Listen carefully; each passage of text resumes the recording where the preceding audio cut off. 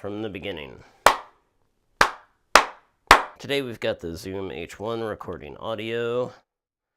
That sounds pretty good and my levels look pretty good, so now I'm going to stop monitoring that audio, take these headphones off. Let me start by saying today I have a cold, so that means my crazy voice sounds probably even crazier. And in editing, I'm going to have to go back and take out all the sniffles and snorts and snuffles and throat clearings. So recently I was watching an F-Stoppers video in which Lee and Patrick were talking about the wireless and wired lav mics that they use for their videos. One of their favorite mics they said was a Rode lav mic. This little guy right here. Hello. But they said that the connections at the ends often break, like all the time. And I thought, oh, wow, that's a shame. The Rode mic is not super expensive, at least from what I could tell. The one that they got was not super expensive. So what they did is they switched over to a Sennheiser mic, which is $385. That's crazy. So I thought, wait a minute. I know how we can keep the ends of these wires from breaking and losing connection. So today what we're going to do is go through how to use heat shrink tubing to fix this system. And this particular system right here, really well suited for a heat shrink tubing fix because, as you can see, that little doohickey right there actually screws on to the plug separately. The nice thing about that is then you can slip heat shrink tubing over this end very easily and shrink it down to strengthen these joints. I'm going to show you an extra little trick that I've never tried before with hot glue as well, kind of in combination with the heat shrink tubing to super reinforce these joints at the end of these wires. Raw. Of course, we always have to start with a nice cup of coffee. Okay, I'm actually faking that a little bit. This is a cup of coffee that's now probably an hour old.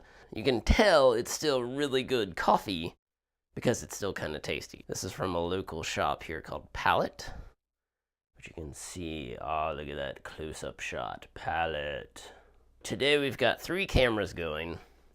General talking head camera, top down with a GoPro, and then I'm using my Fuji X-T2 with a 16mm lens on it to get really close shots. In the close-up shot, you can see these joints.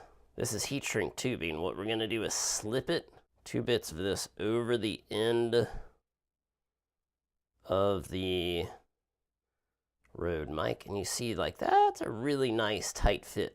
So what we're going to do is heat shrink some of that right on here at this end to strengthen this joint where the wires meet the body of the connector. Then at the other end, we'll do the same thing right here at this joint. Cover this with heat shrink tubing, shrink it down. What we'll do first is add dabs of hot glue to all this. This will be my first experiment with hot glue on nice little electrical wires. So we'll see how that goes. So what we have over here is a heat gun. This is what we use to shrink the heat shrink tubing. Makes sense, right? This is my American flag tractor lighter. Don't even know where it came from, but you can use a lighter to shrink heat shrink tubing as well. And we also have the hot glue gun, which is what we're going to use, hopefully without losing any skin in the process or without gluing myself to the table. So what we're going to use the hot glue gun for is reinforcing the joint inside the heat shrink tubing.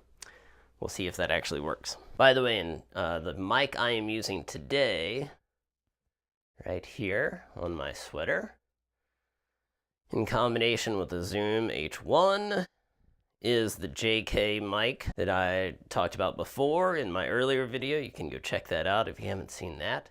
And this is the joint where the mic and the wires meet. First, I'm going to put some hot glue around this joint, hopefully not hurt myself in the process. So what I've decided is that on the microphone end, I want my heat shrink tubing to be as discreet as possible. So So I want to use as little of it as I can and still get a reinforced connection. So what I've done here is I've just cut down the heat shrink tubing just enough to cover the base of the mic and cover the joint where the wire and the mic meet. Hopefully that'll be enough. Slide the heat shrink tubing onto the cable, get this all squared away. So now, wish me luck. We're gonna use the hot glue gun. We're gonna put some hot glue around the base where the wire meets the body of the mic. Here we go. All right, there we go. Whoa, whoa, whoa. That's plenty, that's plenty. Use some tubing here to smooth it around. Now, that is extremely unattractive, and if that were the finished product, I would be very unhappy. But what we're gonna do is slide the heat shrink tubing over the glue and over the mic, or over the base of the mic. The theory being when we melt the heat shrink tubing or shrink the heat shrink tubing with the heat, it will remelt the glue and everything will form a nice, smooth, rock solid bond. Yeah, let's see if this is hot. Okay, that has solidified. So now we're gonna slide this tubing.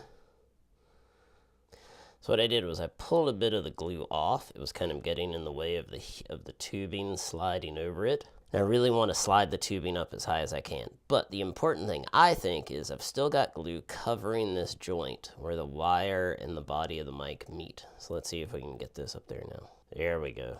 Okay, so I've got the tubing up onto the base of the mic, covering the joint where the wire meets the mic, covering the glue. Now we're going to use the heat gun to hopefully melt all this down and not lose skin in the process. Here we go. Hot, hot, hot, hot, very hot. Okay. Okay, sit that down and not melt my table. Okay, I'll squish this down a bit. Ow, ow, ow.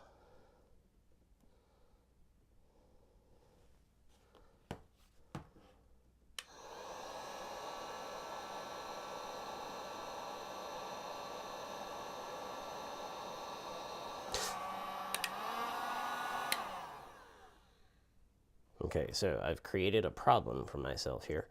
Looks like I've exposed the wiring. So the mic connection is reinforced, but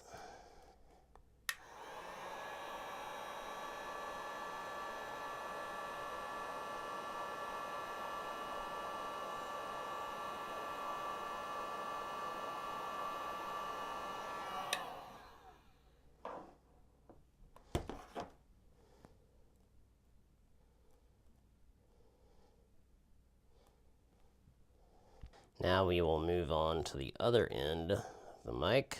Get this guy in there. Cover up as much of the bottom of this as we can. I'll melt this down. Here we go.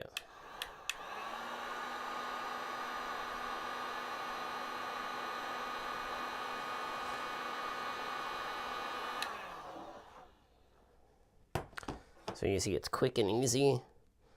I'm gonna actually try to squeeze that down a little bit. That has done the trick. All right, so what we will do now to test this out, screw on the connector. And I will now plug it into the H1 to see if the mic still works. I'm unplugging the JK mic. The H1 is still picking me up with its built-in mics. You can see there. The mic is plugged in. Now, looks like it works. Bum, bum, bum. Hooray!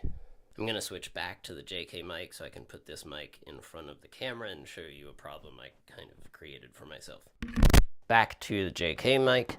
There's a good bit of reinforcement, a good bit of heat shrink tubing on there. I used the heat gun too long on the first piece, and this cable started to pull away from the connection. So I put another piece of heat shrink tubing over it all, shrunk that down, and hopefully now it's gonna stay solid. The plan was to keep this bit of heat shrink tubing as low profile as possible, but that didn't quite work out. So just be careful if you're using a heat gun. Don't use it too long. Once it's shrunk, it's shrunk. It's not going to shrink any further, and you might create a problem for yourself. So there you have it, Lee and Patrick and everyone else.